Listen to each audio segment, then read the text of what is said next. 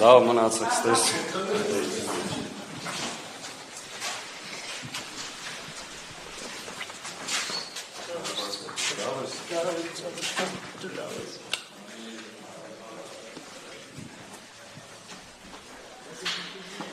Պարոն Սաղաթելյան, երևի այս հատվածում Դա շունչ քաշեմ նոր էլի ուղիղ եք։ Լավ է, լավ, կագում բարևն է։ Պարոն Սաղաթելյան, հանուն ինչ էր ձեր ընտրությունը։ Լավ։ Հանուն Հայաստանի, հանուն կայունության, անվտանգության եւ զարգացման։ Ինչ սպասելիքներ կան, ինչ եք սպասում, ինչ է լինելու։ Սպասում եմ, որ հունիսի 7-ը մեր ժողովրդի պատմության մեջ կարա լինի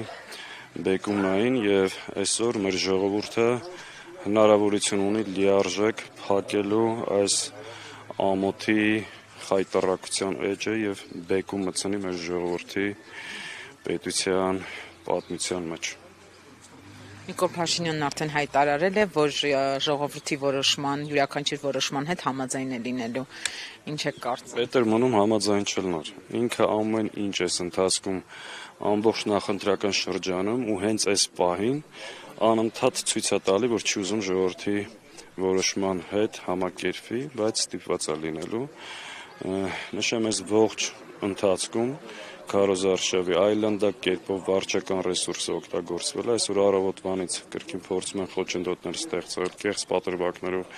մարդկանց ձերբակալել, ըստ էության կազմալուծել եւ խոչընդոտել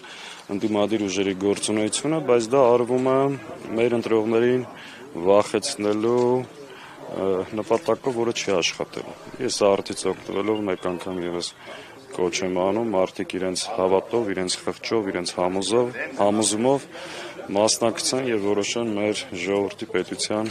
ճակատագիրը եւ ուշադրություն չդարձնեն այն ճղճիմ հայտարարություններին, որ արվում են, դա ինքնավստահությունը կորցրած, ժողովրդի աջակցությունը կորցրած իշխանության վարկագիծ է եւ հույս ունեմ այսօր երեկոյան մենք դրանում կհամոզվենք։ Մինչ այս պահը ընտրակեղծիքների հետ կապված արձագանքներ կան եւ ինչպես են, օրինակ, դուք մոտենում եք, մարդիկ մոտենում են, արձանագրում են։ Ընտրակեղծիքները երկու տարբերակով են իրականացնում։ Մեկ օրինակ, որ առավոտվանից կրկին սկսել են ձերբակալությունները, խոչընդոտելը, շտաբի պատասխանատուներին, կամավորներին, տարբեր հարցաքննություններ